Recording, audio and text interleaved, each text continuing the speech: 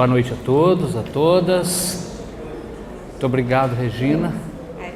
Eu quero começar agradecendo à Faculdade Unida por este convite para estar aqui. E dizem que o mundo é pequeno e parece que é mesmo, né, Regina?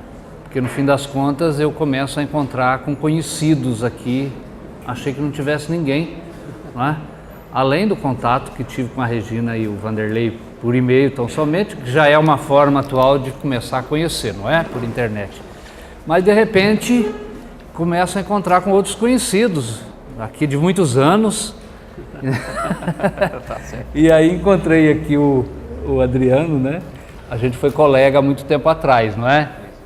Lá em São Paulo. Então é um prazer muito grande poder estar aqui. E para a gente conversar sobre este assunto tão importante que é o ensino religioso. Não é?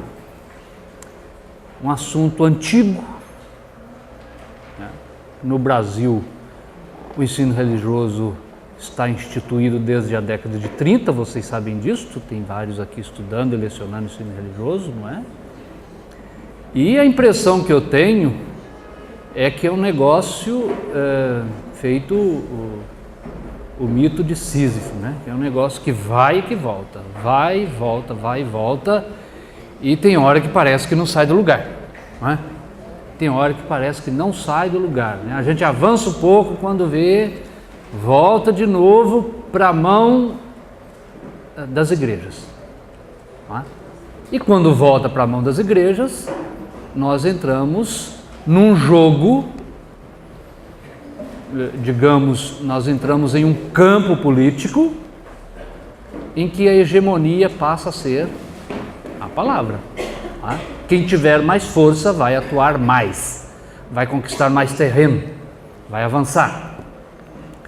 No meu modo de ver, isto se deve, obviamente, a várias coisas, mas eu acho que se deve a duas questões importantes. De um lado, a questão política, porque interessa que a situação continue assim, mal resolvida.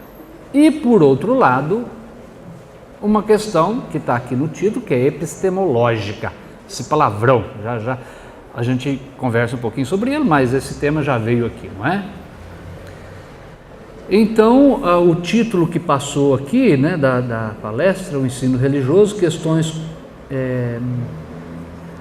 desafios políticos e epistemológicos. Eu dei um título aqui que é o mesmo que está aqui na folhinha de vocês, né? A epistemologia do ensino religioso, a inconveniência política de uma área de conhecimento. Eu devo dizer o seguinte, que as minhas considerações, elas são feitas olhando o ensino religioso em termos de sistema federal. Como é que o ensino religioso tem sido legislado e supervisionado e encaminhado do ponto de vista do Sistema Federal de Educação. Eu, portanto, não vou entrar na discussão de organizações locais de ensino religioso, e estou diante de uma delas, que é aqui no Espírito Santo, concretamente em Vitória, porque isso varia enormemente dentro do território nacional, do Brasil como um todo. O Sérgio Junqueira, que é um autor que eu acho que vocês já conhecem, já leram coisa dele, do Paraná. O Sérgio está terminando de fazer uma pesquisa de pós-doutorado conosco lá na PUC, que ele está mapeando as experiências do Brasil todo. Não é nem por amostragem, ele mapeou o Brasil todo, como é que está a formação docente no Brasil. O que constata é de fato uma variedade imensa. Então, o meu olhar é sem dúvida aqui do ponto de vista macro. Como é que o ensino religioso tem sido tratado em âmbito de Brasil? Seja do ponto de vista da legislação e do que se encaminha em termos práticos, que, diga-se de passagem, não encaminha nada em nível nacional até hoje, né? Deixou para que se organizasse nos âmbitos locais, e aí é óbvio, então, a variedade imensa de experiências que vai desde o ensino estritamente confessional até um ensino religioso pautado mais na ciência da religião. Não é? Falo também, já quero anunciar aqui de cara o que é que eu defendo de ensino religioso. Se alguém já deu uma passada lá no meu livrinho, né? Este aqui também já sabe muito bem como é que eu defendo que o ensino religioso ele é um ensino religioso que se baseia nos estudos de religião, não é? E com a absoluta distinção, portanto, de catequese, de ensino confessional.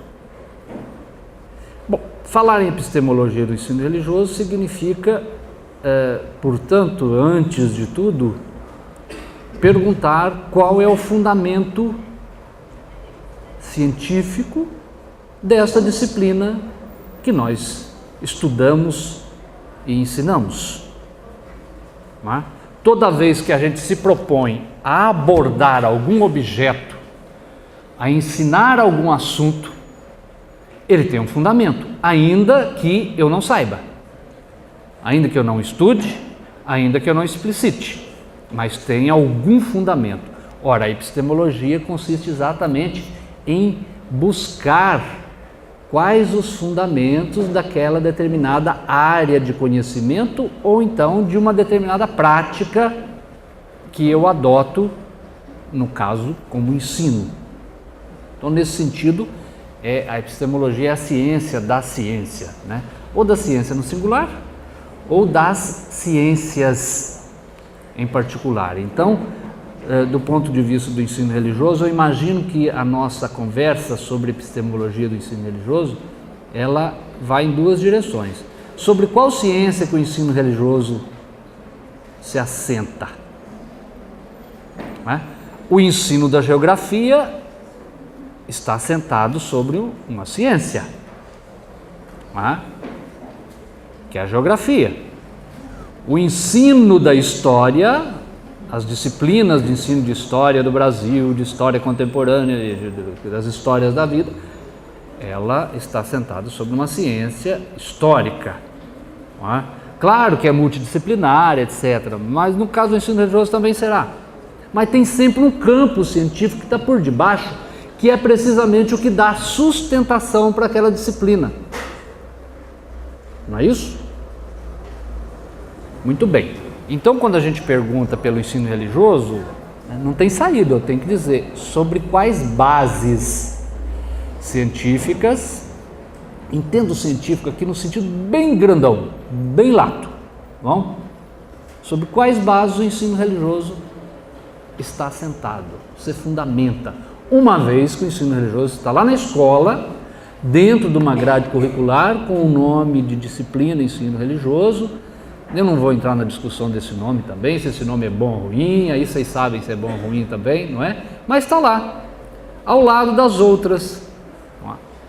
Agora, no meu ponto de vista, com uma grande diferença, que as outras todas estão assentadas confortavelmente sobre uma área de conhecimento instituída e legítima.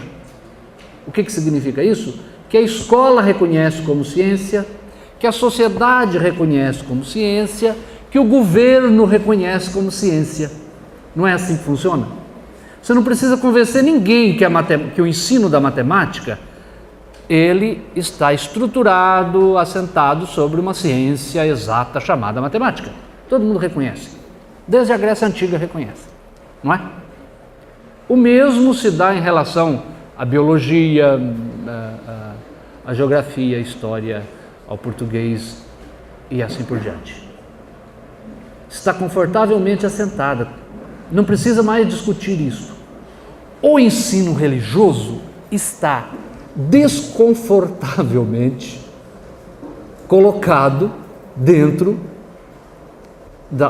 dos currículos escolares. No meu modo de ver, desconfortavelmente. Porque aí pergunta assim, muito bem, mas do que se trata isto? Qual a ciência que está por debaixo? Não é? Aqui entra, vocês já perceberam, então, por um lado nós temos, a meu ver, uma tarefa gigantesca no Brasil como um todo, uma tarefa gigantesca de explicitarmos qual é o fundamento teórico e metodológico do ensino religioso enquanto área de conhecimento. Essa é uma primeira tarefa. E é uma tarefa muito difícil, porque eu acho que o ensino religioso ele se encontra numa posição invertida em relação às outras disciplinas. Como é que nasce a ciência? Tem um autor interessante da Unicinos, eu vou indicando aqui, porque eu estou aqui com pós-graduandos, é um livro da Unicinos, de um francês chamado Lenoir, Instituindo as Ciências, que vale a pena dar uma olhada nos 2 primeiros capítulos. Vale a pena ler tudo, mas os 2 primeiros capítulos eu acho que mais interessante. Bom, a primeira coisa, a ciência, elas se instituem. No fundo é assim, um dia passou a ser chamada e reconhecida como ciência. E como é que se faz uma ciência? Começa com a pesquisa, com a investigação de algum maluco ou de algum gênio que resolveu pesquisar determinada coisa e vai aprofundando esta determinada coisa, não é? Vai testando, vai elaborando teoria, testa de novo, até que ele acha um método, não é assim? E até que consegue formar um corpo de teorias razoavelmente fundamentado, não é? Razoavelmente articulado, que passa a chamar ciência. Claro que estamos aqui falando na longa duração, mas começaram desde a Grécia Antiga, foi assim que aconteceu, desde Aristóteles. Quando entramos na modernidade e trabalhamos com as ciências modernas, também é assim. Começa com alguém que vai investigando uma área. Dali a pouco aquela área, então, ela se organiza de forma tal, enquanto método, enquanto teoria, que forma um sistema e passa a ser reconhecido como ciência. Então, primeiro você tem uma pesquisa e que não precisa se dar dentro de universidade ou de escola, pode ser fora. De repente ela vira ciência. Uma vez que virou ciência, que foi instituída como ciência, ela quase sempre começa a entrar para dentro do ensino. Seja no ensino superior, seja no ensino... entra para dentro do ensino. Então é o momento em que a ciência passa a ser disciplina científica. Não é? É o segundo passo da institucionalização das ciências, que ela é reconhecida como tal.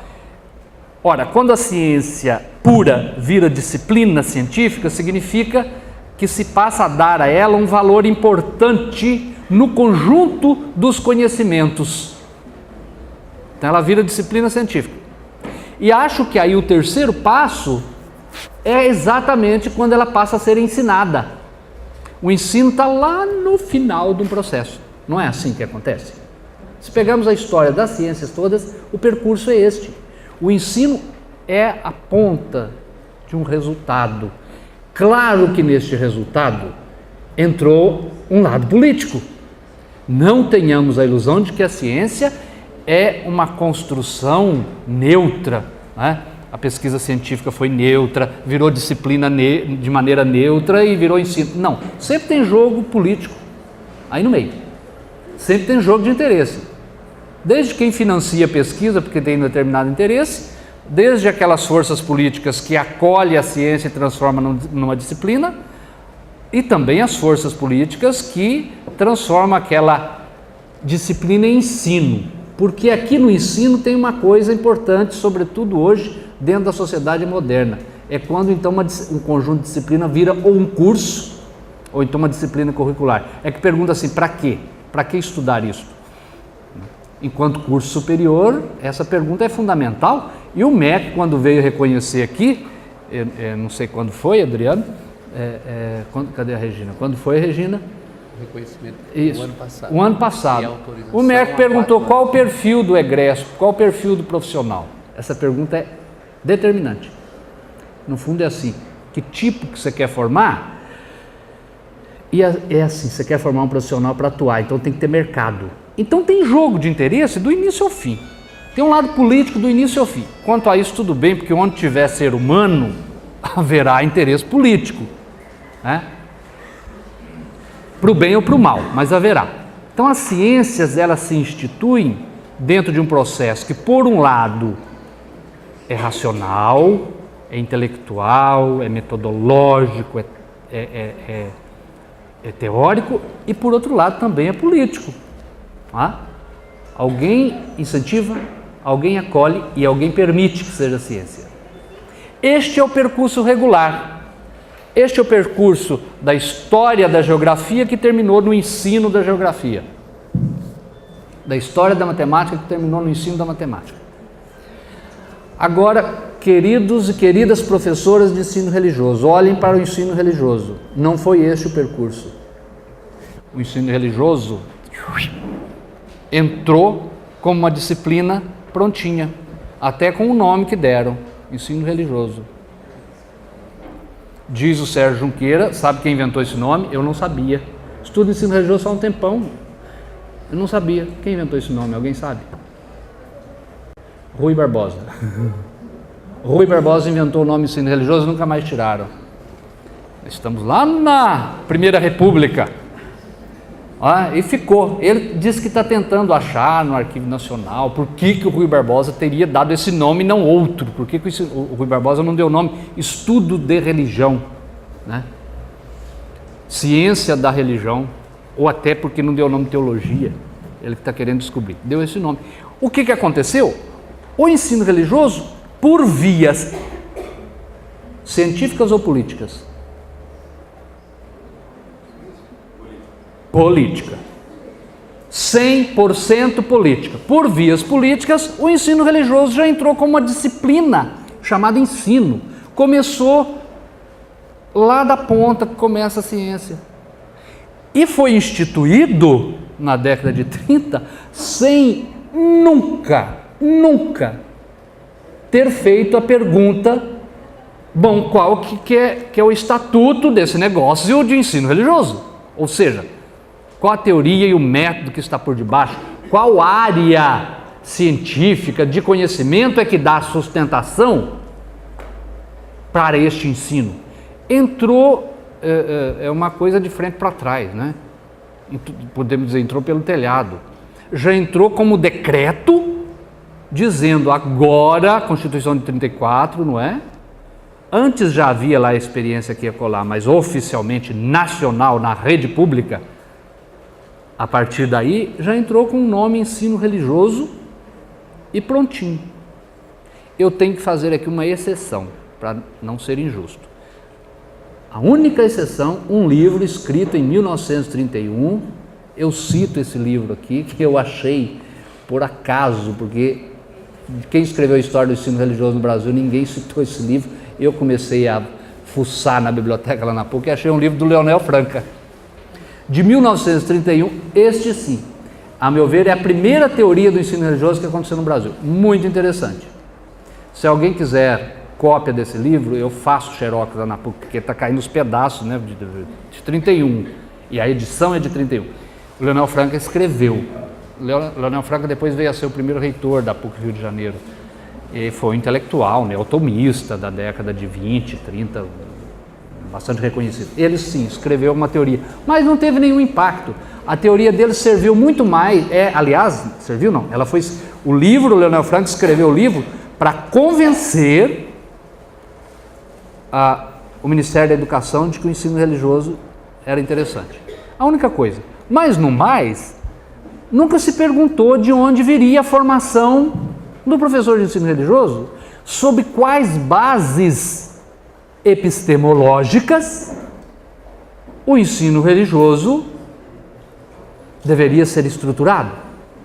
Então, não se perguntou qual a ciência que está por debaixo.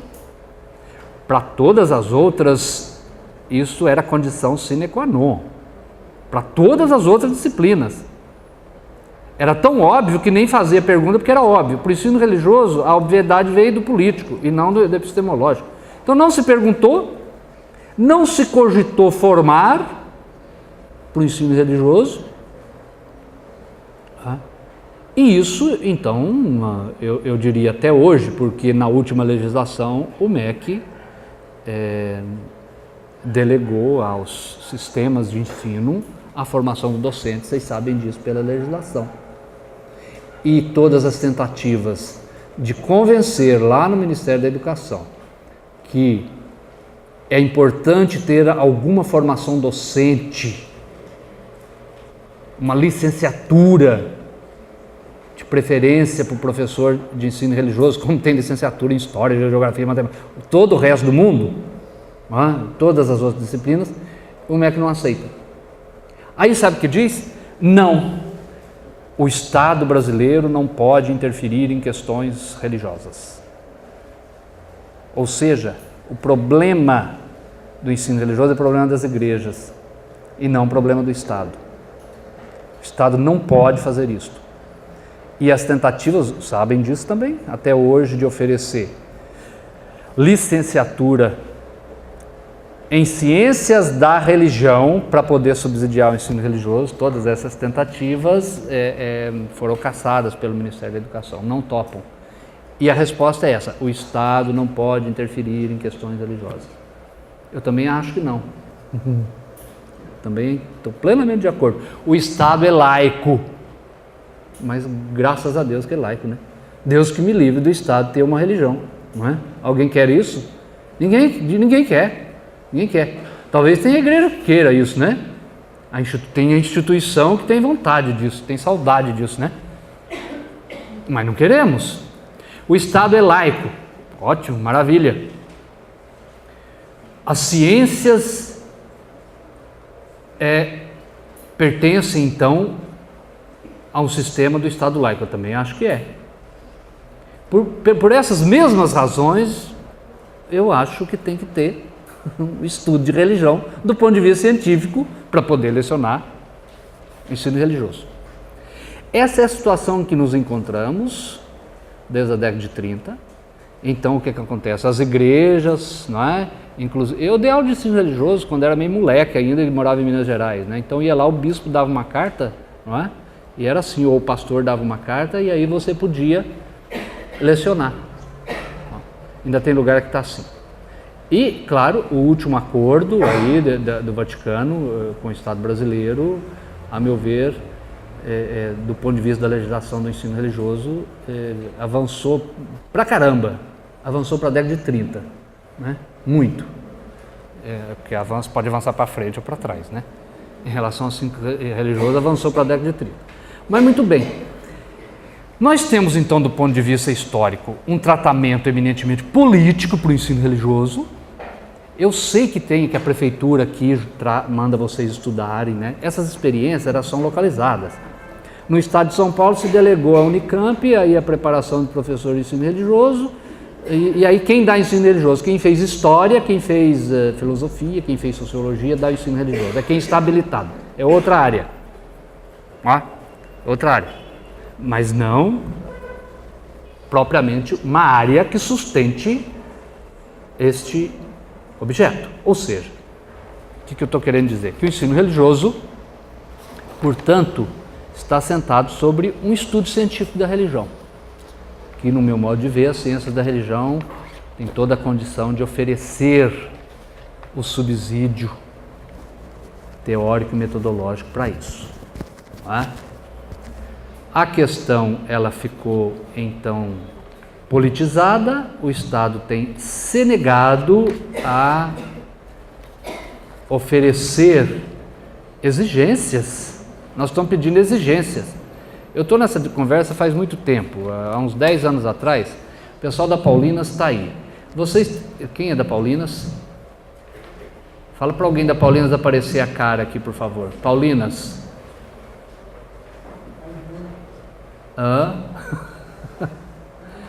Alguém tem um livro da Luzia Sena?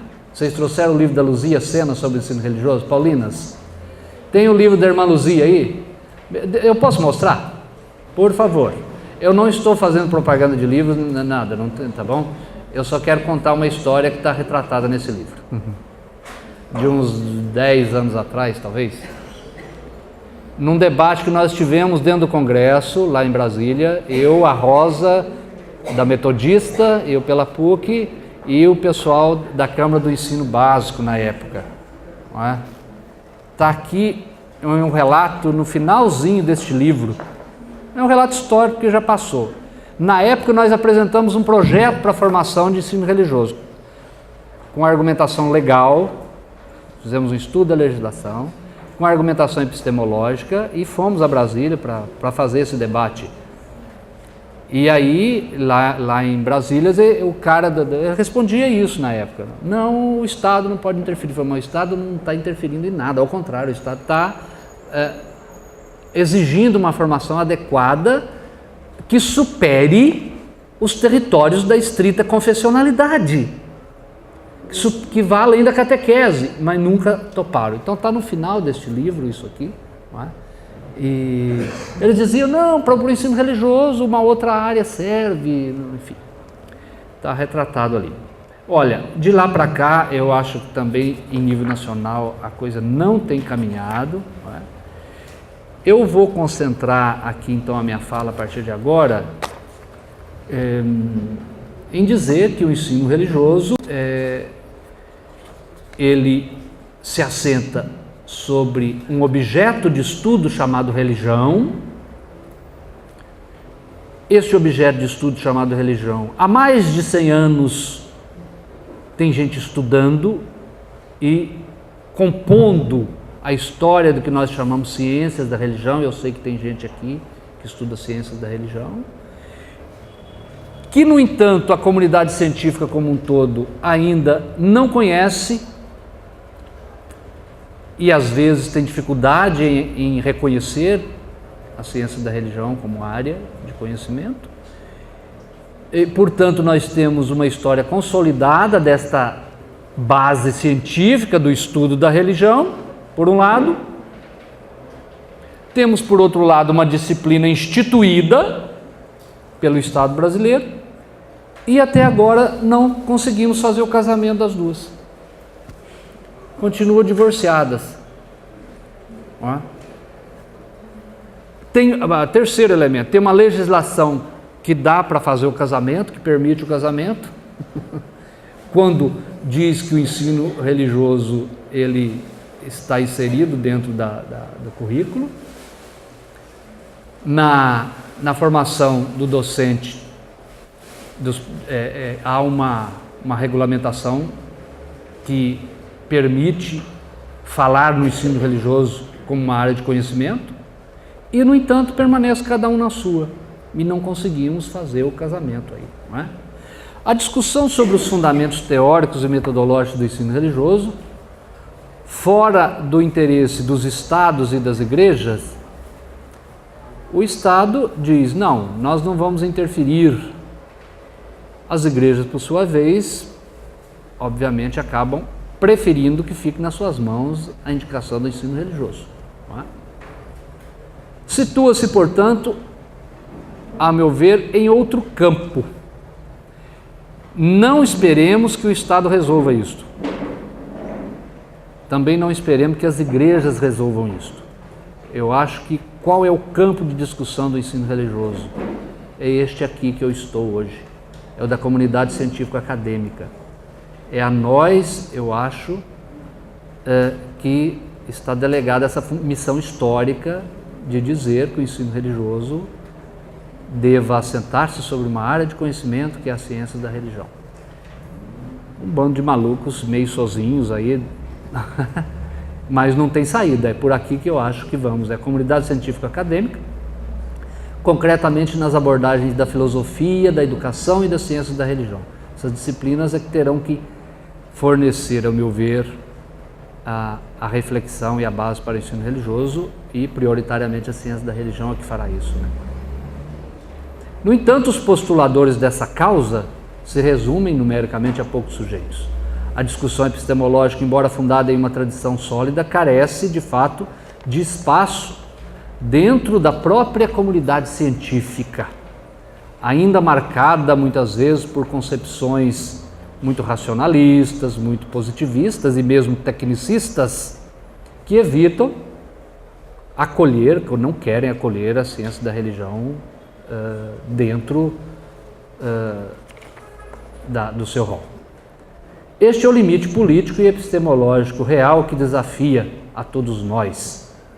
a sustentação exclusivamente política do ensino religioso, que é o que tem prevalecido até hoje, o coloca em uma posição de exceção em relação a outras disciplinas e, por conseguinte, em um lugar muito vulnerável. Um lugar muito vulnerável, inclusive do ponto de vista legal, que acaba vigorando ao sabor das conjunturas políticas, né? Do que os governos pensam, do que os acordos estabelecem. E aí vem o garotinho no rio, bota numa direção, vem o outro, leva para outra direção.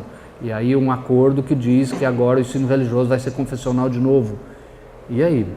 Quer dizer, você fica ao sabor de decisões políticas que estão acima de nós, né? Porque o tratamento tem sido eminentemente político. Sugerimos então o encaminhamento da questão da epistemologia do ensino religioso a partir de 3 questões que eu vou rapidamente aqui falar para vocês. Eu acho que a primeira questão, uma fundamentação antropológica, a religião como dimensão do ser humano. Uma segunda, a fundamentação epistemológica, a religião como objeto de conhecimento, como área de conhecimento. Uma terceira, uma fundamentação pedagógica, o estudo da religião como necessária à educação do cidadão. Evidentemente, cada uma dessas fundamentações, elas estão longe de gozarem de um discurso unívoco. Tem teorias diversas recortando essas 3 afirmações, temos consciência disso. No entanto, eu acho que essas 3 afirmações, elas permitem a gente, então, dizer não. Há uma ciência que deve estar por debaixo do ensino religioso, alimentando e sustentando e fundamentando o ensino religioso, que é a ciência da religião. A epistemologia, então, do ensino religioso é um grande desafio, é uma espécie de contracultura. Há a cultura científica hegemônica, que domina não somente os espaços acadêmicos, mas que domina também as instâncias políticas reguladoras das práticas acadêmicas no sistema de educação e, sobretudo, no sistema federal de educação. O ser humano possui, então, uma dimensão religiosa e, ao mesmo tempo, uma dimensão política. Evidentemente, contra essa afirmação de que o ser humano é religioso, vigora uma outra que diz: o ser humano não é religioso, ou é apenas circunstancialmente religioso. Sabemos que essa afirmação ela é antiga, né? Ela vem do século XIX, desde os chamados mestres da suspeita, não é? Marx falou isso, Freud falou isso, Nietzsche falou isso, Comte já falava isso antes deles, não é?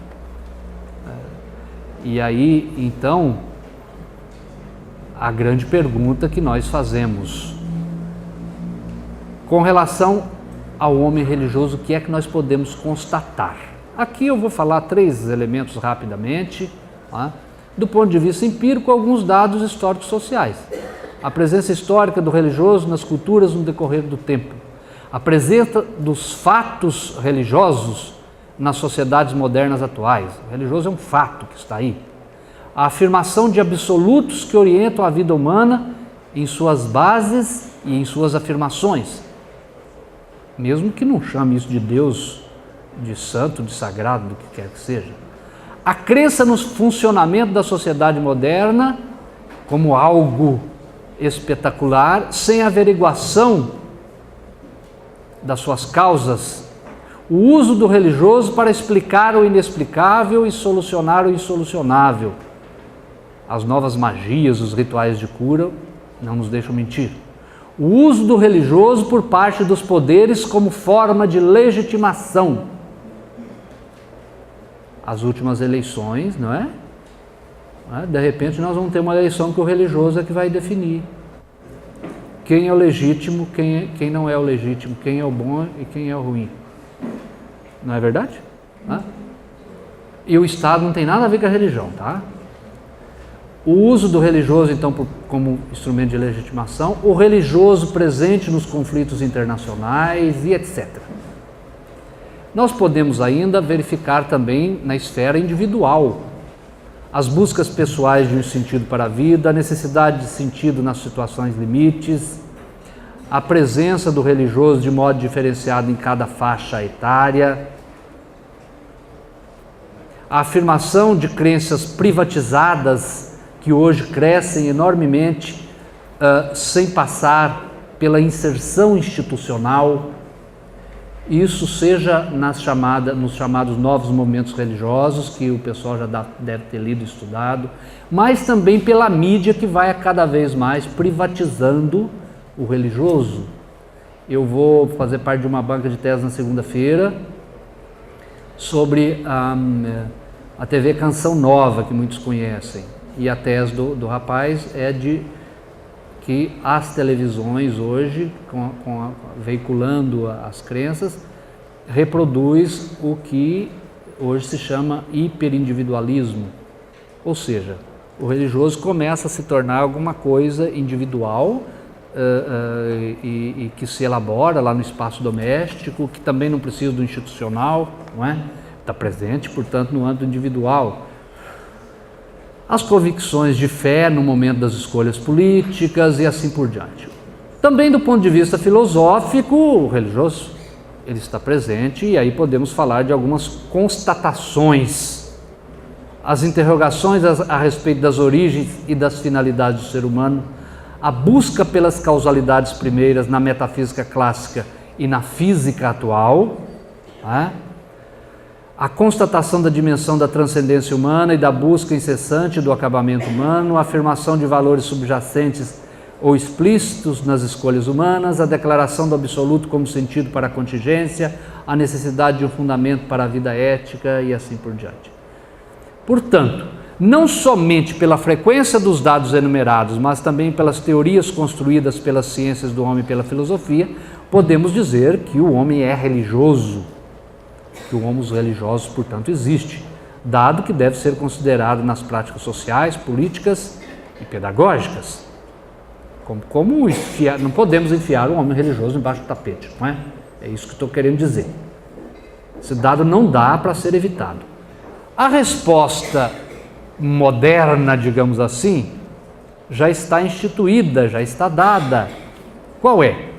Há que respeitar a liberdade religiosa e as suas manifestações públicas. E o Estado, portanto, não pode interferir nesse esforço. Maravilha. Né? Mas terminou, a resposta termina aí.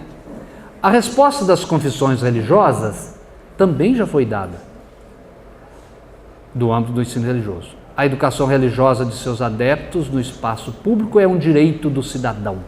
Este é o grande argumento de toda vez que as igrejas falam em ensino religioso. Diz, não, o cidadão paga imposto, ele é cidadão, então ele tem direito em receber, por parte do próprio Estado, a educação da sua fé. Tendo em vista que a educação, o Estado tem uma função pública, não é? O problema de fundo não consiste propriamente em afirmar ou negar a dimensão religiosa do ser humano socialmente verificável, mas assumi-la como objeto de estudo e de educação no espaço público de responsabilidade do Estado. O Estado não poderia intervir no âmbito das convicções individuais, é o que afirmo.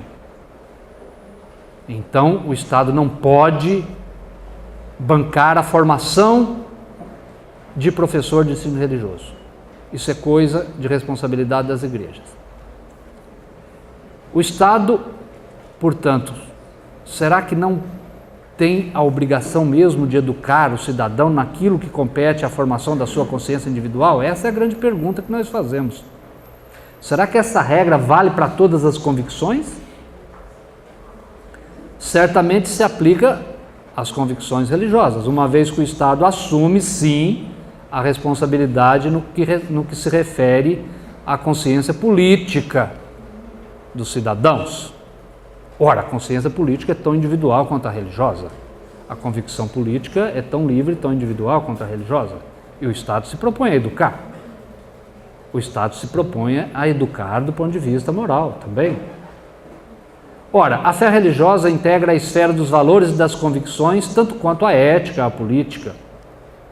é tão privada e tão pública como essas outras valorações e convicções, com agravamento de as convicções religiosas marcarem uma presença pública expressiva, institucionalizada e politicamente ativa, uma vez que elas se agremiam em instituições, em igrejas, que se tornam politicamente fortes, socialmente presentes. Por outro lado, os pressupostos da liberdade religiosa, do Estado e do ensino laicos não autorizam a afirmação da laicidade como dado antropológico e sociológico. A religião é um dado social visível e exerce na sociedade funções específicas. Os sujeitos, ainda que não professem explicitamente uma fé religiosa, porque nós temos gente que não professa nenhuma, não é? Temos ateus. Provavelmente o último censo vai apontar para um crescimento dos sem religião. Então temos ateus, tem sem religião, não é? Tem religião privatizada, cada vez frequentando menos igreja e praticando, enfim, temos esses tipos todos.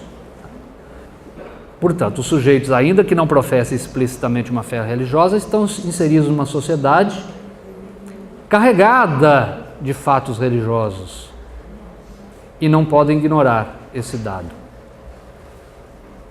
Por outro lado, a declaração da crença ainda aponta para uma maioria em nossa sociedade, mesmo que se trate de heranças religiosas e não de militância eclesial. Ainda que os religiosos confessos constituíssem minorias na sociedade, o fato religioso não seria certamente menos importante do que outros fatos relacionados à convicção humana, não somente por uma simples existência, mas também por sua relevância histórica na formação dos povos e dos valores e por sua relevância política para o conjunto da sociedade. As tradições religiosas são produtoras de referências e de posturas éticas que podem influenciar com os destinos de um grupo social, no sentido da convivência mais ou menos pacífica, da sociedade mais ou menos solidária, da busca de valores comuns ou de afirmações de valores sectários. O homem religioso é o mesmo homem público, e é desse homem público que o Estado tem por dever cuidar e garantir seus direitos como tal. Nesse sentido, a garantia da liberdade religiosa para todos os cidadãos não poderá ser um ato meramente legal, mas um valor a ser trabalhado pelo próprio Estado para que possa garantir o exercício da confessionalidade ou das confessionalidades dentro de uma sociedade plural. A convivência respeitosa dos cidadãos passa necessariamente pela convivência respeitosa entre as confissões, de onde advêm os valores mais fundamentais de modo incondicional, direcionam a vida dos crentes e cidadãos na linha do que propõe o grande teólogo Hans King, que vocês já conhecem também as ideias dele, não é? Evitar ou ignorar a dimensão religiosa do ser humano é ignorar a função ética, política e social da religião, e ao mesmo tempo adotar uma visão incompleta do mesmo fenômeno. E não se trata de afirmar a dimensão religiosa ou o fato religioso como valores em si mesmos. Eu não estou aqui querendo defender que religião é uma coisa maravilhosa, muito boa. Não é isso. Eu acho que para nós não é isto. Eu não estou querendo dizer que o indivíduo que tem religião é melhor do que o não tem religião. De forma nenhuma. Estou apenas dizendo que a religião é um fato antropológico, é um fato social, privado, público, teórico, prático, e que, portanto, ele merece ser estudado como um fenômeno espacial, histórico, político, estético. Não é menos importante, não é menos polêmico, não é? Então não se trata de dizer que a religião, que ter religião é melhor que não ter. Como qualquer outro aspecto da vida humana, esse dado pode concorrer para o bem e para o mal, para a construção e a destruição da vida e da convivência humana em termos individuais, coletivos e até planetários. A educação da dimensão religiosa diz respeito a algo que está no ser humano e na sociedade. Refere-se, portanto, ao estudo da religião, bem como a proposição de valores que permitam a convivência e a vivência religiosa das pessoas e grupos numa mesma sociedade e sob as mesmas regras estabelecidas e coordenadas pelo Estado laico, que quer garantir a liberdade religiosa e assim por diante, não é? Então, nesse sentido, interessa entender mais de religião. Quem tem religião privatizada, quem é militante, quem é ateu, quem é crente e assim por diante, uma vez que é um fato humano, é um fato social, é um fato político que está posto, não é? E que não está posto de maneira tranquila, que não está posto de maneira neutra, ao contrário, tem uma função política pesada. Assistam os debates eleitorais. Muito bem, esse é o primeiro ponto. Segundo ponto, a religião como objeto de crença e como objeto de estudo. O fato está posto, o que fazemos com ele?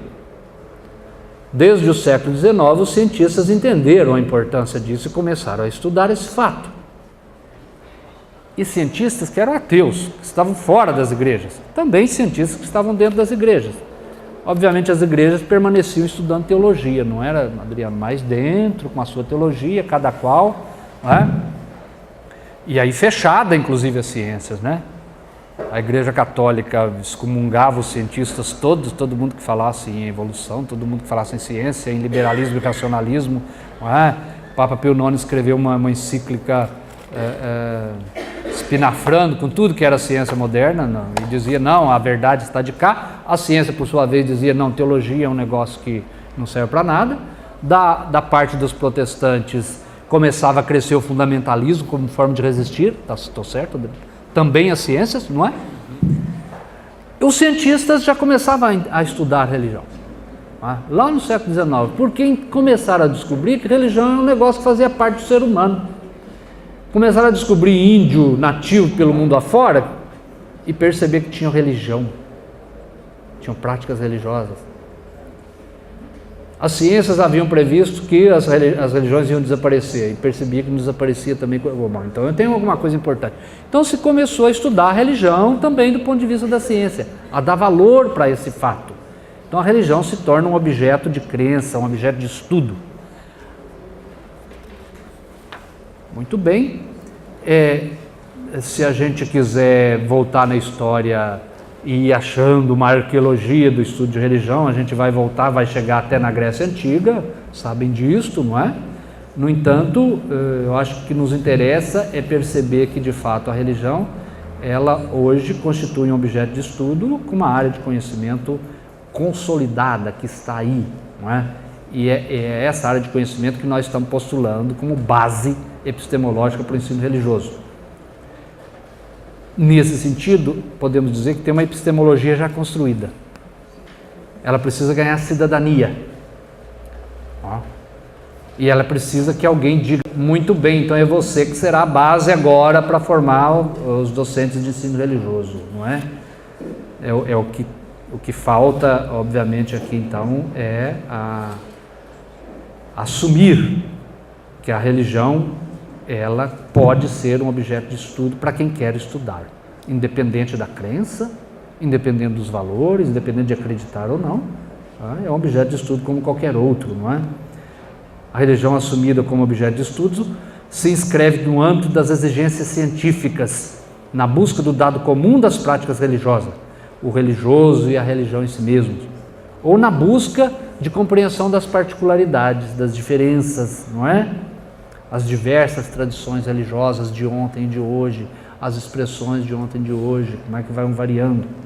A decodificação científica do fato religioso é tão laica e tão crente quanto as demais ciências. Eu não vou entrar aqui na discussão da neutralidade das ciências, né? Porque as ciências também têm suas crenças veladas e escondidas, né? Seu estatuto científico interdisciplinar permite chegar a resultados compreensivos da questão religiosa, de forma a superar o senso comum, as ideologias religiosas que escondem as verdades históricas, sociais e políticas e culturais das tradições religiosas e, ao mesmo tempo, dá ao religioso o devido valor. O pressuposto de estudar religião é um bem, não significa necessariamente afirmar posturas confessionais A ou B, mas, tanto quanto as demais ciências, afirmar que saber é melhor que ignorar. Portanto, estudar religião, entender de religião é melhor do que ignorar a religião, porque ela está presente no dia a dia, da casa à rua. Conhecer a religião, como qualquer outro conhecimento, pode produzir posturas humanas mais conscientes e responsáveis. Estudar política produz consciência política e postura política mais responsável. Estudar religião produz consciência e postura religião responsável. O conhecer, nesse sentido, é por si mesmo um valor, que por sua vez pode produzir posturas valorativas por parte de quem o adquire.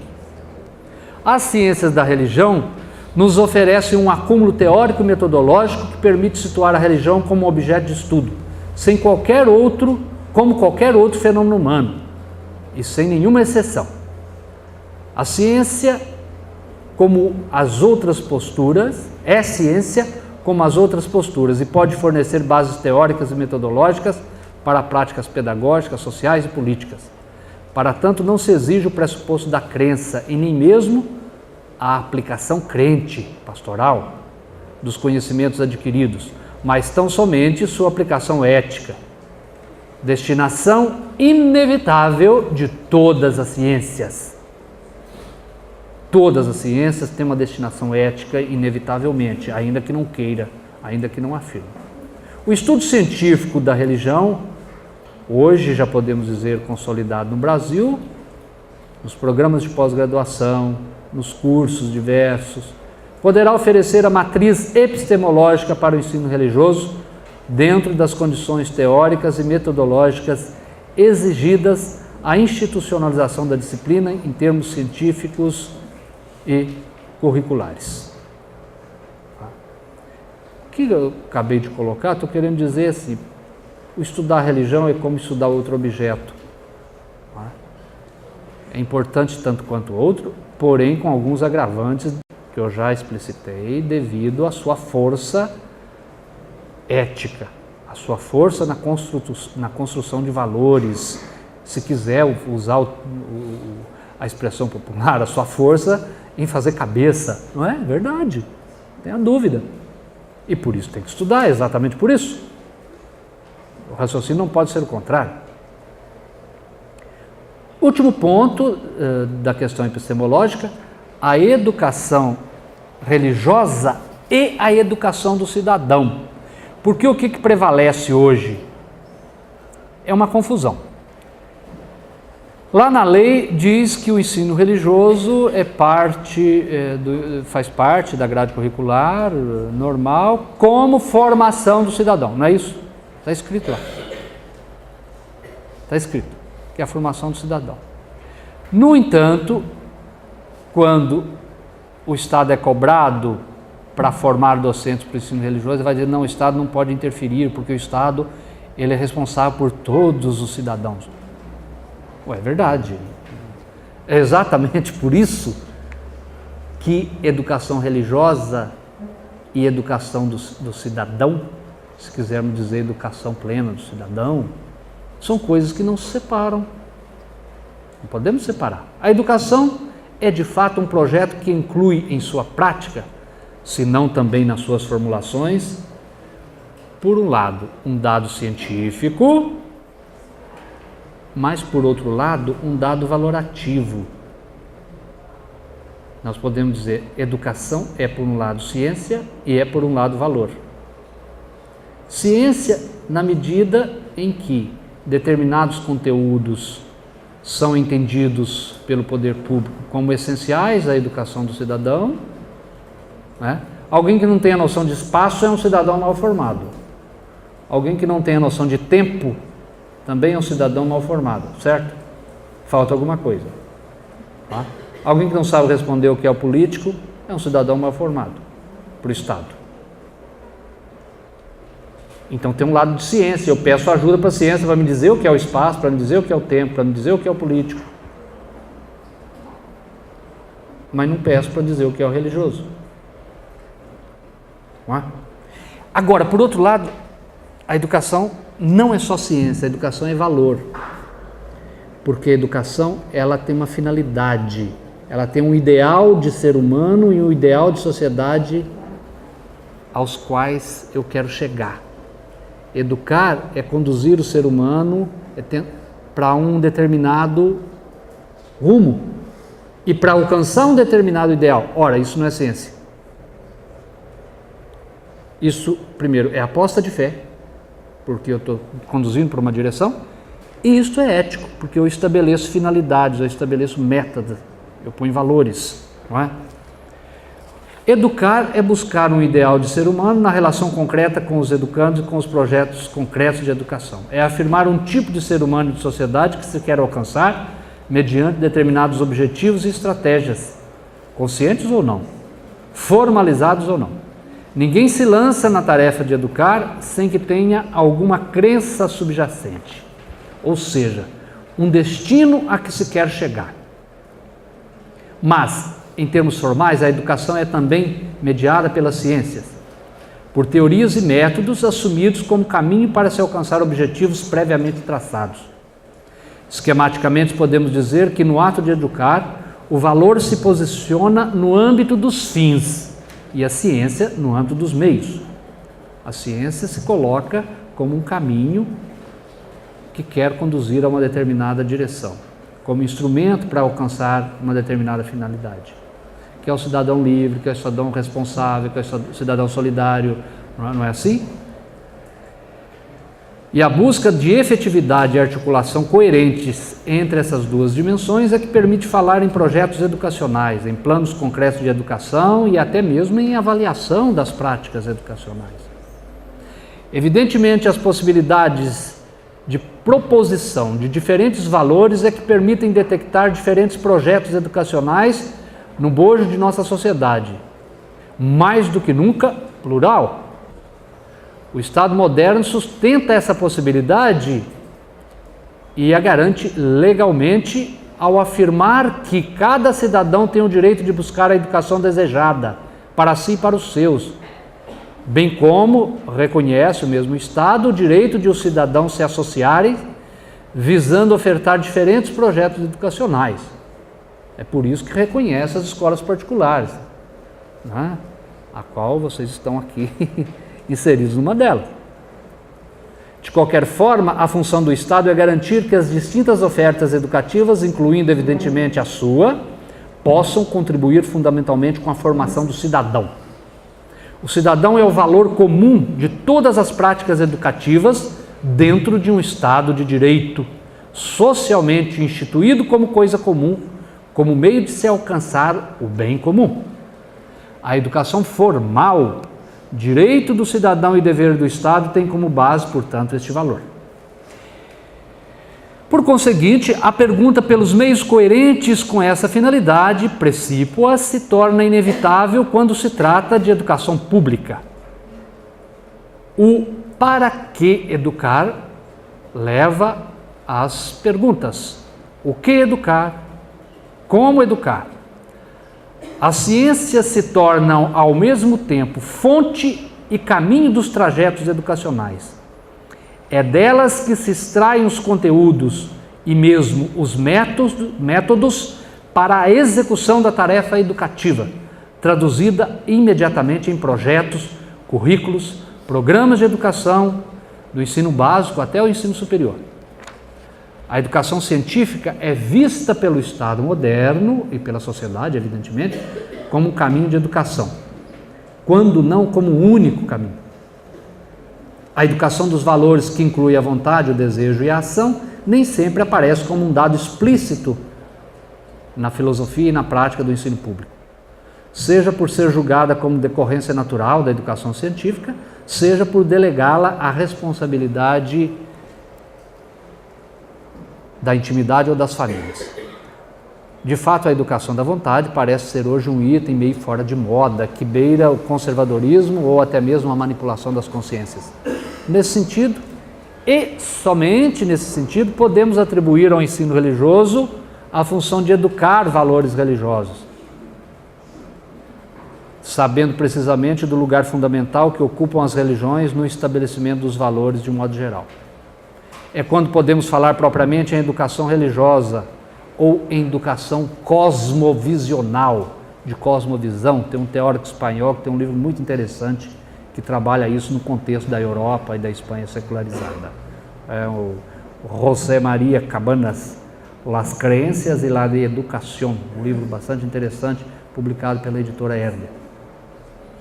É quando então falamos em educação das cosmovisões, sem evidentemente penetrar no âmbito das especificidades confessionais das igrejas, mas sim naqueles dados que constituem as convicções e as práticas religiosas, marcadas pela ambiguidade, mas ao mesmo tempo carregadas de virtualidades e de potencialidades libertadoras para o indivíduo e para a sociedade.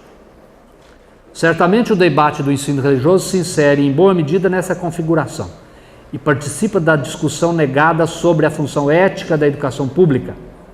Não entraremos nessa discussão por demais polêmica, não é?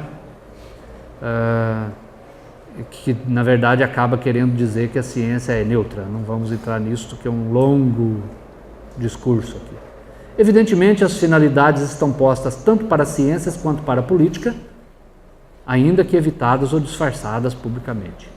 Por ora, podemos dizer o seguinte: para convencer de que a educação do cidadão, do ponto de vista religioso, é importante, basta afirmar que a educação científica dos cidadãos é, de fato, o caminho para alcançar a cidadania plena.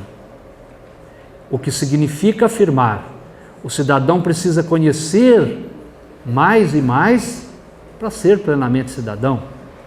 O velho Paulo Freire já dizia que a educação é uma prática para a liberdade. A educação forma a consciência política, a educação forma o cidadão, é libertadora. Não há dúvida quanto a isso, não é?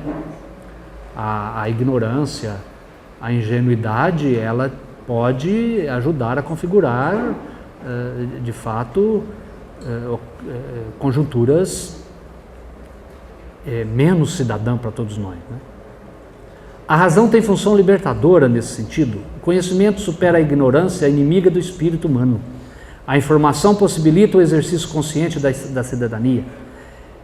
Essa confiança que tem suas raízes nas luzes modernas, no iluminismo, não tenha dúvida, que acredita na força do conhecimento da própria razão, é que de fato sustenta, portanto, o valor da cidadania. Não seria pouco dizer que, por ora, essas crenças no valor do conhecimento da ciência bastam para uma fundamentação epistemológica do ensino religioso, conforme reza a própria legislação. Abro aspas, o ensino religioso é parte integrante da formação do cidadão. O artigo 33 da LDB, Lei 9.394/96, que depois foi modificada pela 9.475/97. Portanto, o ensino religioso visa a educação do cidadão sob os mesmos princípios do Estado laico, da sociedade secularizada, da liberdade religiosa, da pluralidade e da tolerância. Fundamenta-se igualmente sobre os pilares das luzes. A ciência tem uma função libertadora. Ora, é precisamente sobre a reivindicação radical de que a manutenção de zonas de ignorância pode levar a práticas sociais e políticas intolerantes. A hegemonia do desconhecido e a institucionalização do senso comum ou do ideológico que afirmamos que a necessidade do ensino religioso na escola pública é fundamental e deverá ter como matriz o ensino religioso. O estudo da religião, mediante as regras gerais das ciências, que estudam outras convicções e opções humanas, sem a elas se vincular, contribui com a formação da cidadania, ou seja, com a consciência crítica dos valores e das práticas sociais, com os discernimentos das ofertas e de valores religiosos, por parte de grupos religiosos nas mais variadas situações, nas mais variadas mídias, com o respeito pela diversidade religiosa, em nome da diversidade como valor, com a busca do diálogo com os diferentes valores produzidos pelas tradições religiosas e com a construção da sociedade do diálogo e da paz.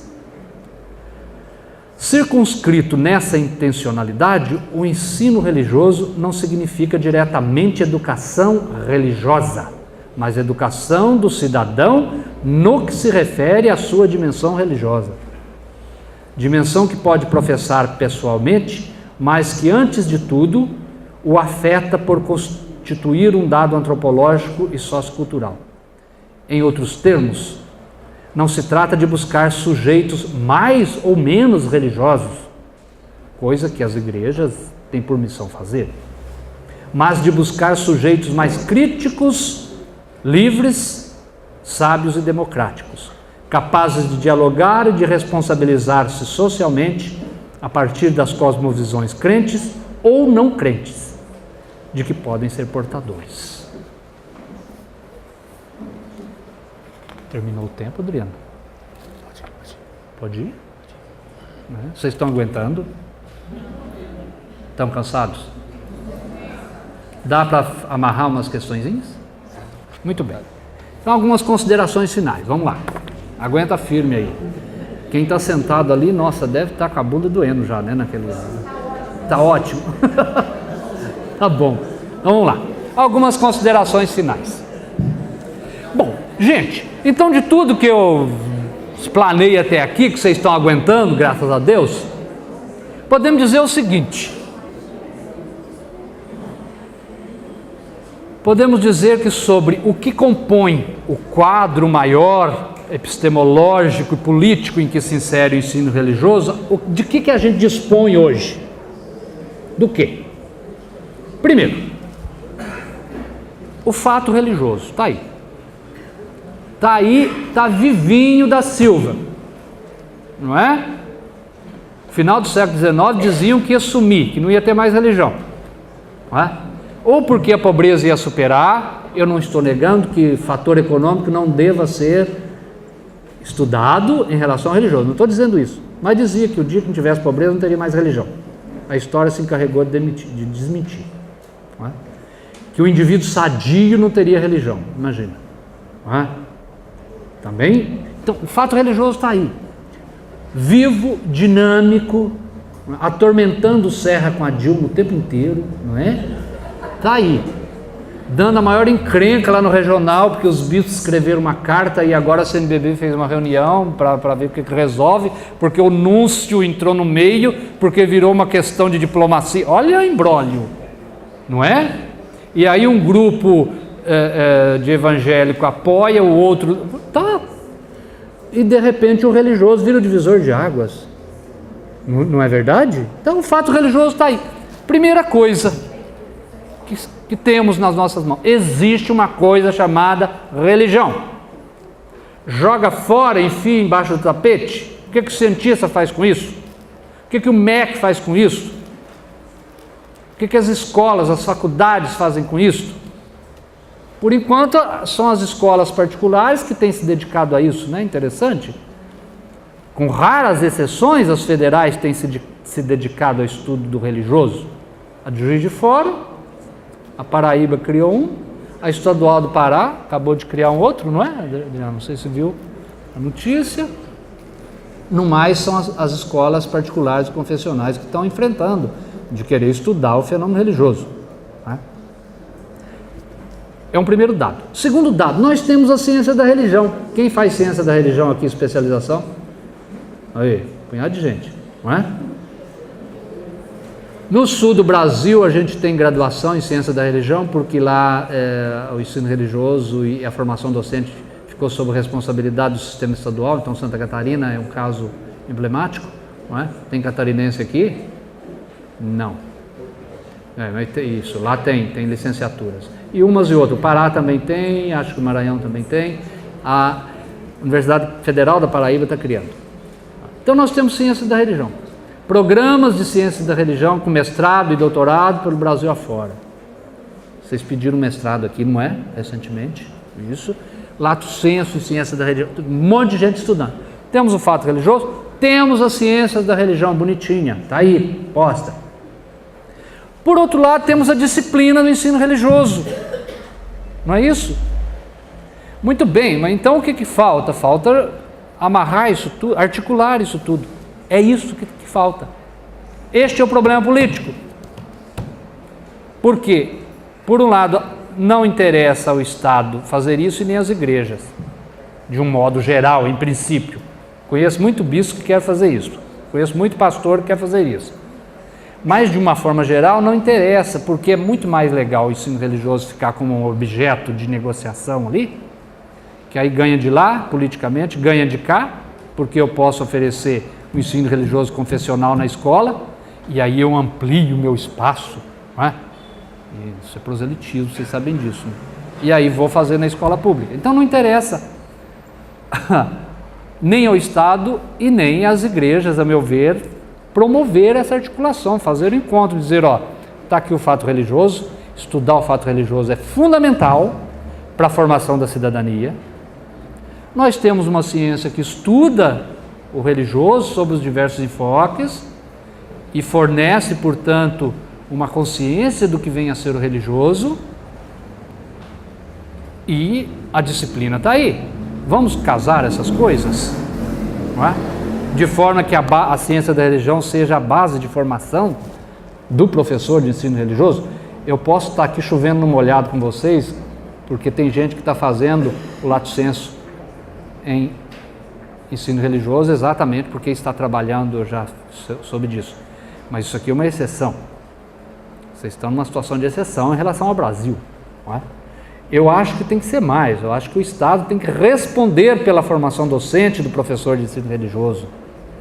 Acho que nós temos que ter a licenciatura. Por que a gente tem para geografia, matemática, história, educação física, e para religião não é? Então essa é uma primeira questão que eu coloco aqui para nós. Precisa fazer o casamento. E aí a segunda questão. Portanto, o caminho que nós vamos trilhar é um caminho político pesado. Esse caminho político tem sido ensaiado há muito tempo pela FONAPER, que vocês sabem do que se trata, não é? Pessoas têm tentado fazer esse caminho político, teses, lá no programa que eu atuo na PUC, tem teses de doutorado, de mestrado, várias que têm trabalhado, temos feito essa coleção, não é? A Secretaria do Estado do Paraná tem um trabalho que eu não sei em que pé que está, eu andei passando por lá esse tempo também, vendo como é que estava. Ou seja, nós temos um caminho político para construir, que não tem sido fácil, que esbarra em convicções políticas, embora tenha uma legislação que encaixa certinho também o ensino religioso, não é? Então, este caminho político, eu imagino que nós todos devamos contribuir com a construção. Acho que essas experiências como esta que vocês vivenciam ajudam a construir na prática também o caminho político. O Sérgio Junqueira acha o seguinte, assim, vai pipocando tanta experiência de formação de docente que vai ter uma hora que o Estado não vai ter mais jeito, né? É que nem o hebreu que foi crescendo lá no Egito, não é? Aí uma hora falou, começa a matar porque não tem mais jeito, né? Então acho que a gente tem que fazer crescer as experiências práticas de ciências da religião, fornecendo as bases para o ensino religioso, que vai uma hora assim, ou manda matar ou arruma isso, né? Ou integra isso. Então acho que essas experiências como esta aqui é importantíssima, né? Tenho a impressão que o papel dessa instituição nesse aspecto e de todas as outras que trabalham formando professores do ensino religioso como base, tendo como base a ciência da religião, é importantíssimo, não é? Para que a gente evite esses modelos que eu tratei aqui nesse livrinho, não é?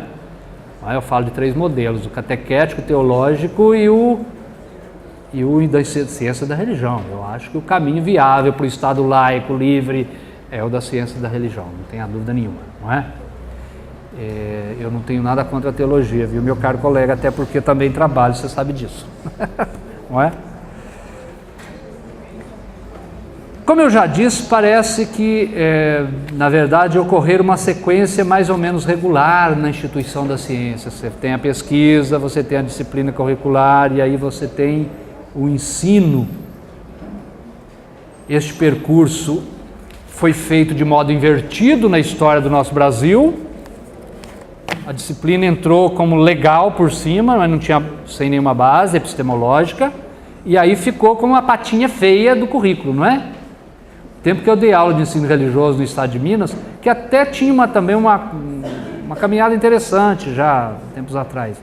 Mas assim, o professor de ensino religioso era respeitado porque a maioria era católica que dava aula, eu era católico, estava lá, então era respeitado, mas era mais por isso. Mas era respeitado também porque aí o professor de ensino religioso ajudava a preparar a quermesse, a festa, a não sei o quê, tudo, né? Assim, por aqui não é assim não, né? Era aquele meio que pau para toda obra. Para aí, meu. Então manda de matemática também fazer, né? Quer dizer, acho que faltava exatamente esse lastro da ciência que nós precisamos fazer colar agora na disciplina. Dizer, não, tem uma base epistemológica que está aí, que é a ciência da religião. Não é? Teremos que refazer esse caminho, né? Inverso. Porque não foi feita a base epistemológica. Vocês estão fazendo isso quando vêm aqui estudar a ciência da religião para subsidiar a prática de vocês do ensino religioso, né? Essa inversão foi feita por razões políticas, não é? E tem sido encaminhada por razões políticas. Eu não sei o que vai decorrer deste acordo entre o Vaticano e o governo do Brasil, que estabelece que o ensino religioso de novo é confessional. Não sei que fim vai dar isso, não é? O ensino religioso é certamente, como todas as outras, uma disciplina em construção. Com a nossa prática nós vamos construindo. Eu acho que na medida que vamos criando configurações nos estados, nós vamos ajudando a minar e estabelecer essa nova prática do ensino religioso.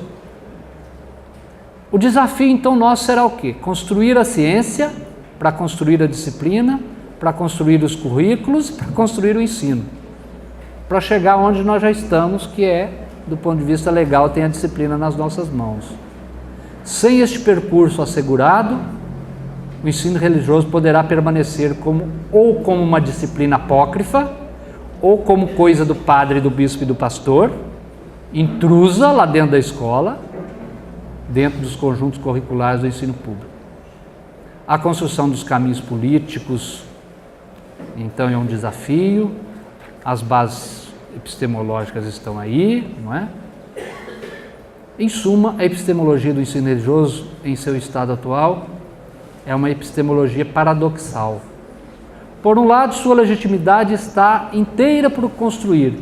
Por outro, pode reivindicar para si nada mais do que o discurso legítimo do Estado moderno, que o Estado moderno adota como fundamento para todas as outras disciplinas. E dizer, também somos ciências, também queremos ser ciência, temos lastro metodológico e teórico para isso, também queremos formar o cidadão leigo, livre e contribuir com a formação da sociedade. Nada além disso, nada além. A construção dos fundamentos epistemológicos do ensino religioso na base da ciência da religião requer, portanto, tarefa científica, pedagógica e política. E é uma tarefa desafiante. Amarrar essas questões todas, esses territórios distintos, com sujeitos e com interesses igualmente distintos, permitirá possivelmente a cidadania plena do ensino religioso. Obrigado pela paciência.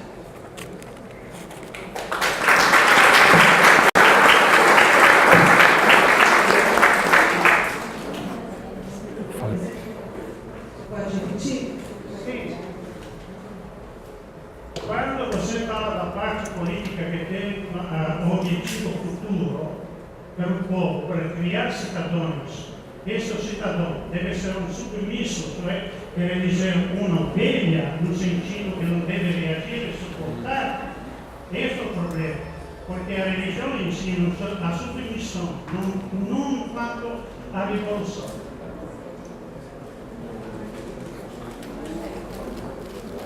vai fazer um conjunto ou já vamos... É melhor respondendo assim, né? Senão fica muita coisa. Enquanto eles vão pensando. Muito bem. A questão não dá para evitar o religioso, não é? Nem aquele que crê e nem aquele que não crê. O religioso é um fato que está aí, como o senhor disse, é um fato antropológico, sociológico. Podemos avançar. Eu falei antropológico, sociológico, é histórico, é psicológico, não é isso? É cultural. Está aí o fato. Não é? A questão fundamental, a meu ver, aqui do ensino religioso, e que eu acho que é a argumentação que nos sustenta dentro da sociedade moderna, não é para fazer indivíduo, o aluno nosso, ser mais ou menos religioso. Concorda com isso? Não é para dizer, você precisa ser mais religioso do que você é, você precisa rezar mais do que você reza, você precisa crer mais profundamente. Não é isto. Quem faz isto são as confissões religiosas, não é? Este é o papel das convicções religiosas, ajudar o indivíduo a crescer na sua convicção, amadurecer na sua convicção. A meu ver, também lá dentro das confissões religiosas, a dimensão política que o colega coloca está posta. É o que eu faço com aquilo que eu creio dentro e fora da igreja, dentro e fora da família, na minha esfera individual e na minha esfera pública. Não é inevitável, sob pena da gente fazer uma cisão, separar o público do privado, separar o familiar do público, não é? Muito bem. Então, este princípio, ao meu ver, é o que sustenta o ensino religioso dentro do Estado laico, que é responsável, sim, pela diversidade, pela liberdade religiosa. Ou seja, estudar religião para quê? Fundamentalmente, para que eu entenda essa dimensão humana, esse aspecto da história, esse fato social, e não ignore, e não fique entregue aos discursos, até mesmo das confissões, que muitas vezes acaba numa guerra de visões, que no fundo é uma guerra de interesses, eu acho sempre. Não fique entregue ao discurso da mídia, que o religioso está presente o tempo todo, não é? Que não usa o religioso para outras finalidades, e como se usa, né? Não vou repetir de novo aquele exemplo que eu dei, como se usa o religioso para outras finalidades. Então, formar o cidadão crítico e consciente necessariamente é um cidadão que sabe, que tem consciência do espaço, do tempo, dos valores, da cultura, e a religião como um ingrediente fundamental aí dentro, não é? Então, a educação, o ensino religioso, ele quer formar o cidadão tanto quanto outras. No entanto, numa zona de conflito e numa zona de profundidade, a meu ver, mais expressiva do que as outras. Porque, claro que a geografia, o espaço tem uma dimensão de valor, mas no religioso é imediato, é inerente. E estudar o religioso, evidentemente, é para ser mais cidadão, mais livre, mais crítico, mais atuante, e não para ser mais submisso.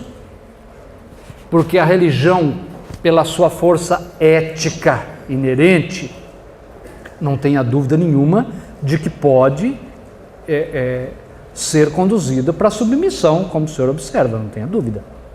Todos nós sabemos disso, não precisamos avançar nisso. Não é?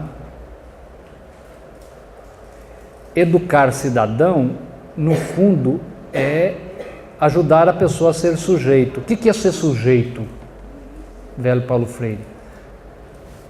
A noção de sujeito inclui consciência, autonomia, porque senão não tem subjetividade, tem passividade, e responsabilidade, ação. Em relação a quê? Em relação a todas as esferas, inclusive o religioso. Então, formar cidadão necessariamente é formar consciência mais livre, mais autônoma e mais crítica, e portanto menos submissa. O que acontece é que às vezes, dentro das confissões religiosas, o que prevalece é muito mais a formação de consciência submissa.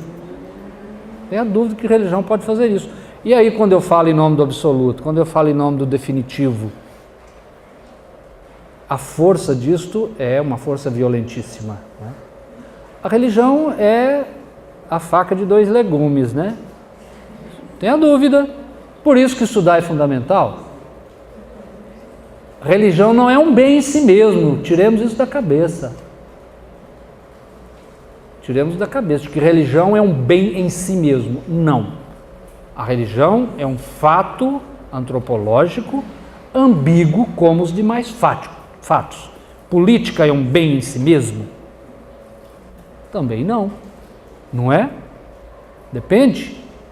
Eu acho que aquele que estuda a ciência da religião, ele é quem vai adquirir os instrumentos para ajudar a discernir a presença do religioso em todas as esferas da existência humana.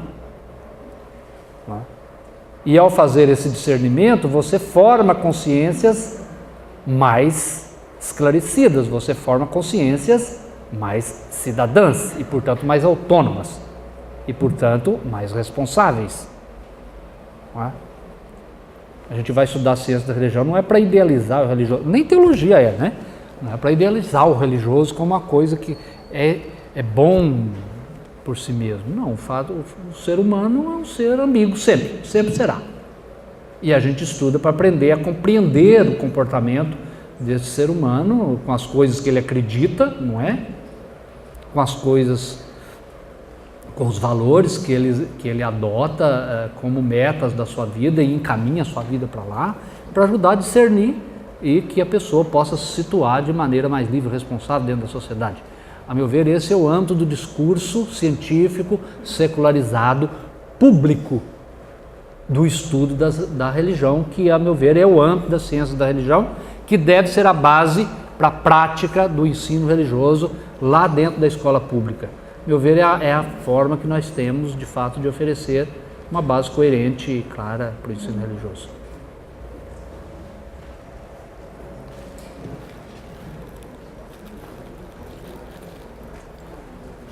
Eu acho que eu não entendi nada do que ele falou, mas tudo bem, foi fabrica uma resposta.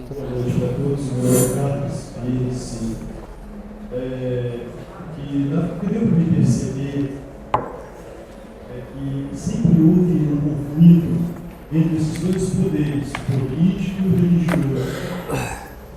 Parece que é um conflito quase milenar, e até os dias de hoje esse conflito ainda não mudou. E a minha pergunta é: em um futuro, que seja próximo, mais distante de nós, haverá um casamento entre o poder político e o poder religioso?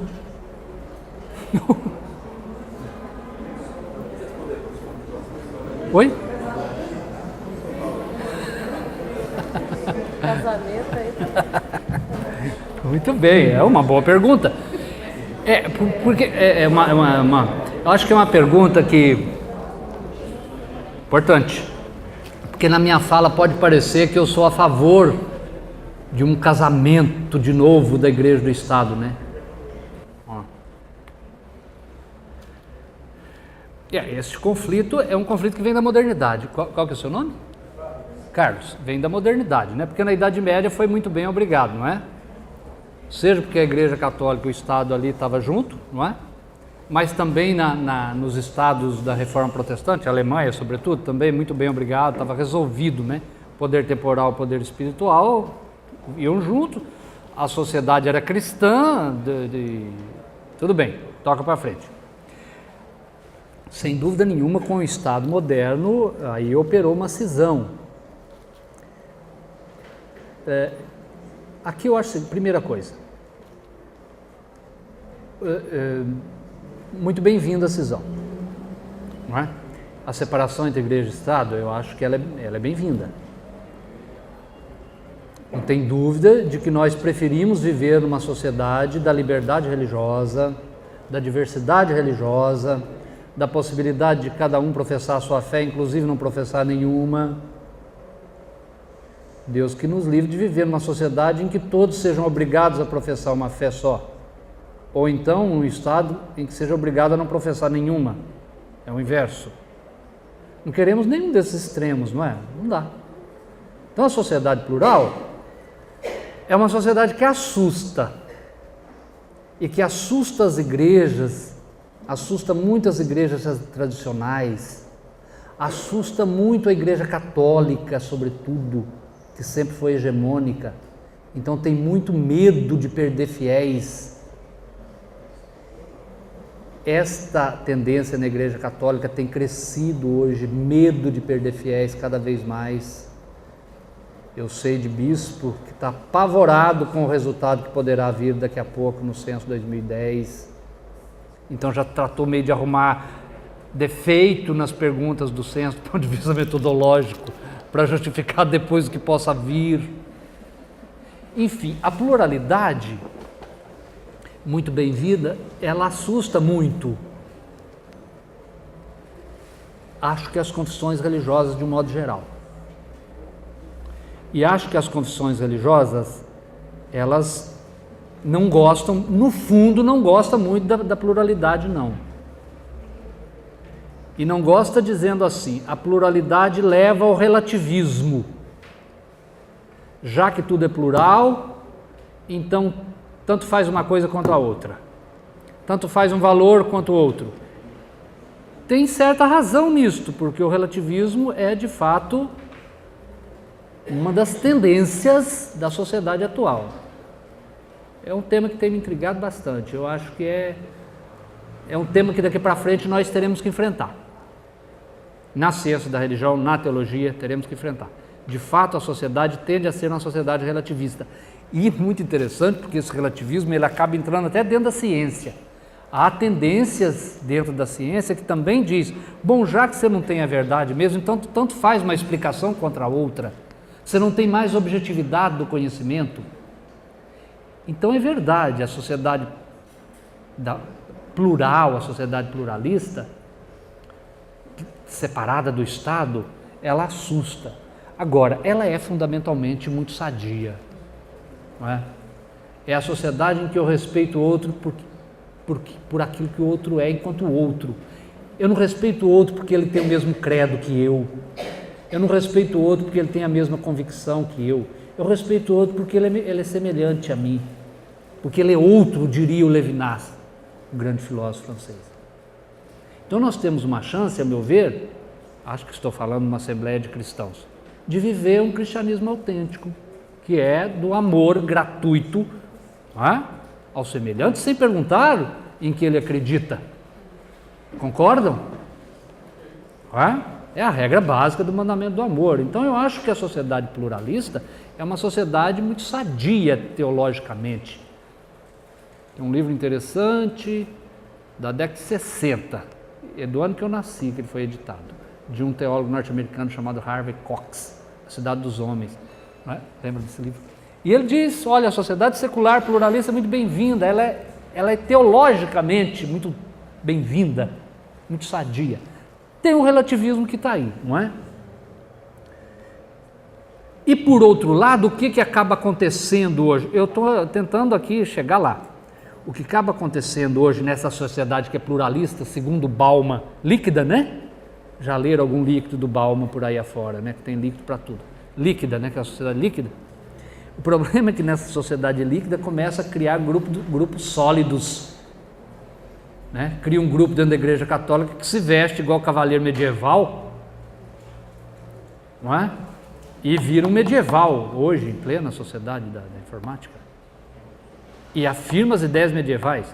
Então, como forma de reação, vai retraindo. E aí você cria grupos evangélicos fundamentalistas radicais, que não tem conversa.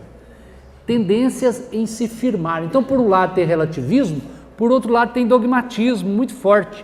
E tem dogmatismo político também. Ninguém fez leitura desse momento político que nós passamos do ponto de vista do dogmatismo político. Tem grupos políticos muito dogmatistas, muito. E que não aceitam conversar com o diferente.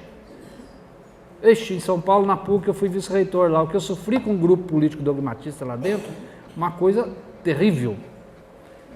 Você é inimigo, você diz a mentira.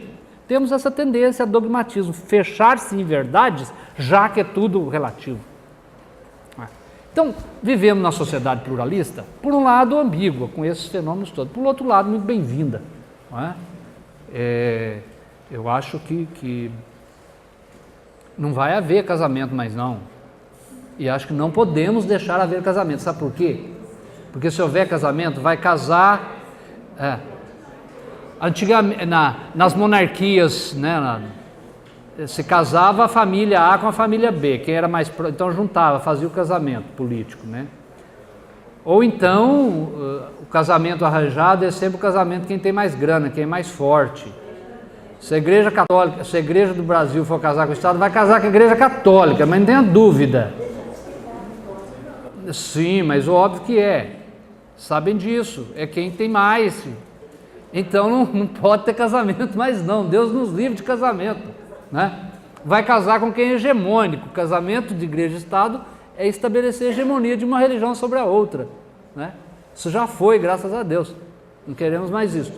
Agora, o que eu acho que a crítica que eu fiz aqui, não sei se ficou sutil ou se ficou explícita, é que em cima desse dogma da separação igreja e Estado, que é sadio, o que acabou criando foi outras cisões acabaram entrando. Por exemplo, a cisão entre tudo que se refere a conteúdos de religião, o Estado não pode intervir. No Brasil não se reconhecia teologia até 99, era coisa de igreja. Isso era entendido como ingerência do Estado. E ainda continua sendo entendido. Os últimos pareceres... O Júlio não está aí, né? Eu vim conversando com o Júlio, nós estamos organizando um livro, o Júlio vai participar do livro, sobre teologia e legitimidade, porque, a meu ver, desde o 241 do Lauro, depois veio o 118, que foi o penúltimo parecer, aí nós formamos um brigueiro lá na instância do MEC, conseguimos fazer outro parecer, que é o 51, que é o último. A meu ver, a teologia ainda continua sendo um bicho estranho para o Estado brasileiro, estou citando como exemplo, porque não entra no mérito da aula do Adriano. Não pergunta se a exegese que o Adriano está dando, aqui no Novo Testamento, se ela é devocional, se ela é fundamentalista ou se ela é científica. Não pergunta e não querem perguntar. Aí criaram aqueles eixos que ficou uma coisa meio de misturar a ciência com a teologia, que eu disse lá para a relatora, eu acho que não resolveu. Não, mas lá no Conselho Nacional de Educação, se você falar em critérios internos do que é uma teologia mais fundamentada e menos fundamentada no sentido científico, eles vão acabar com o reconhecimento do curso de teologia. Porque entende que teologia é coisa de pastor, de padre, coisa de igreja, que não deva mexer. Então, a meu ver, o lado ruim da separação é quando essa separação política que é sadia, ela acaba, dela vem decorrendo outras separações, né? Conhecimento da igreja, conhecimento do Estado, ciência da igreja, ciência do Estado. Aí eu acho uma besteira sem tamanho, é ignorar o que está posto. Ele foi embora, o piloto sumiu.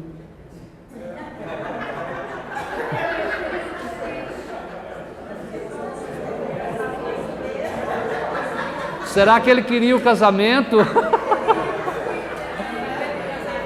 Eu não sei se ele queria o casamento.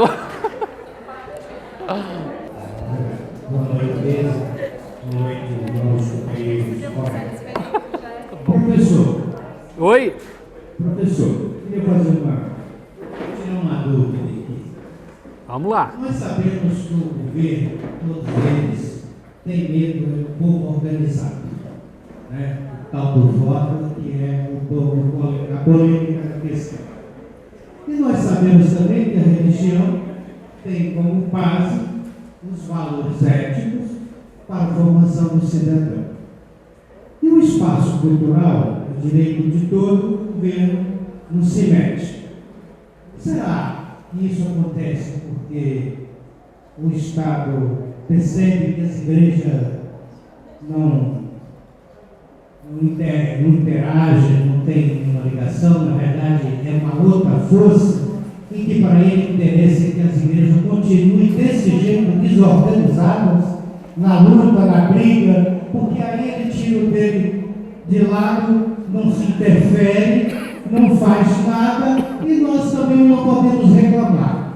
Basta ver um seminário como esse aqui, a frieza, né? Isso aqui era para estar lotado, e cada um vai puxando a sardinha para o seu lado.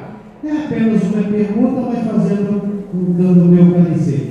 Eu queria que o senhor me esclarecesse, dentro dos seus conhecimentos, essa linha de raciocínio. O interesse, essa falta, a culpa, na verdade, são das igrejas mesmo, não é isso?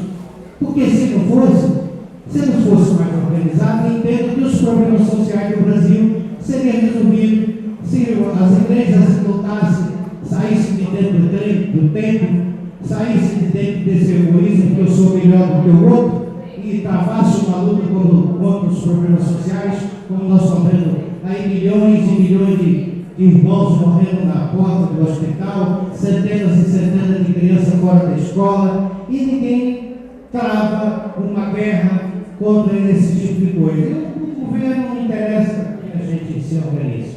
Por favor, eu talvez esteja discordando.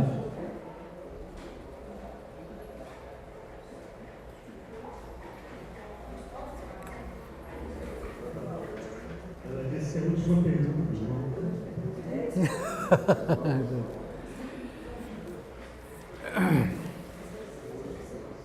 Muito bem. Bom, enfim, vou dizer que eu já concordo com o seu ponto de partida, evidentemente,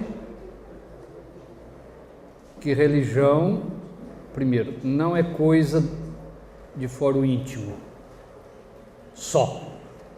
Claro que é. Porque a religião, em última instância, repousa sobre a opção de cada um, não é? E aí as tradições reformadas sempre nos ensinaram isso, né? Eu creio, fundamental, adesão pessoal de fé. Mas é óbvio que isso faz parte de todas as religiões, e do cristianismo, sobretudo. Então, mas religião não é só isso, não é só um ato individual de fé.